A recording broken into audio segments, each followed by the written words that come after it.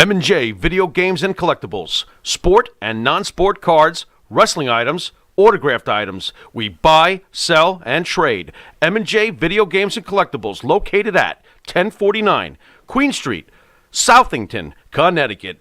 Call us at 1-860-479-9223 or 860-93-GAMES. M&J Video Games and Collectibles.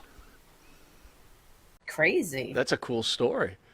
So you're involved with like professional wrestling. Obviously, you have a famous husband, Brutus Beefcake, Hall of Famer, WWE. Yes. Yeah, How did you get into pro wrestling? Like, when did you decide to like pro wrestling?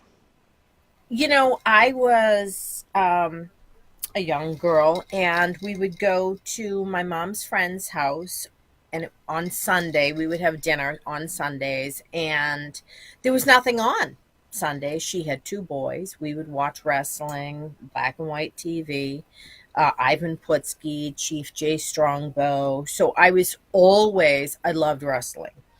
Fast forward, Brutus Beefcake comes out. I'm watching TV. I see this honey, right? Fucking hunk, come walking out the bow tie. He had like a vest, and he was just kind of like walking around the ring. It might have even been his debut, and I was like, that is the man for me. That's it. My cousin Francis and I, we used to watch wrestling, and Brutus Beefcake was at the Boston Garden. It was the first match I went to. Hi,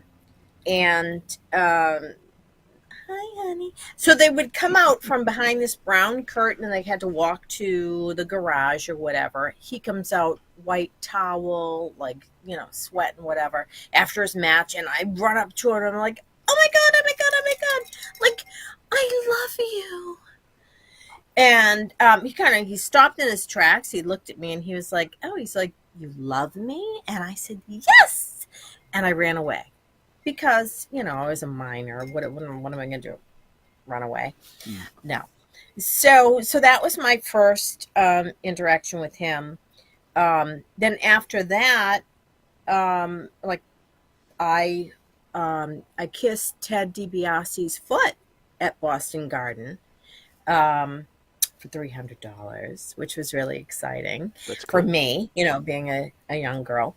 And people were like, oh, we want to get you into wrestling. What's your name? Let me have your phone number. I can help you. I can, But again, I'm like 17. I'm not, and I got my mother saying, you're not going anywhere with wrestlers. So, so they were like little trips my cousin Francis and I would take. I saw Brutus on an elevator one time in Atlantic City, and I was all excited. But again, I was a virgin. So I didn't know what to do, really. Like now I would have been like, let me suck your dick. What do you want? I get it. You know what I mean? No, absolutely. Got to do what you got to do. You got to whip it out. That's it. That is all. So That's it. we both got to be on the same episode of Dark Side of the Ring, the life of Marty Jannetty. I love him. Where did you meet Marty? Marty and I have kind of like a twisted kind of path.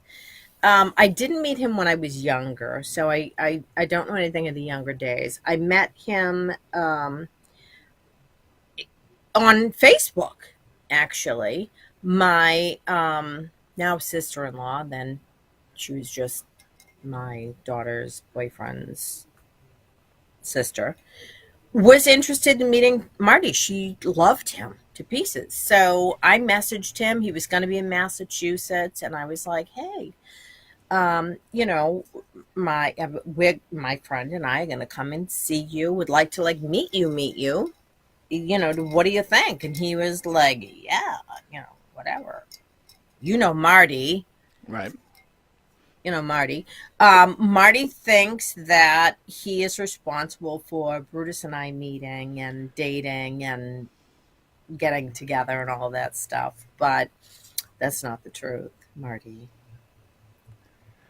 Marty does tell that story to many people. He does. He's got a lot of stories, and I love Marty. And if that's what he thinks, then that's fine, as long as he never says he had sex with me, because that's not true.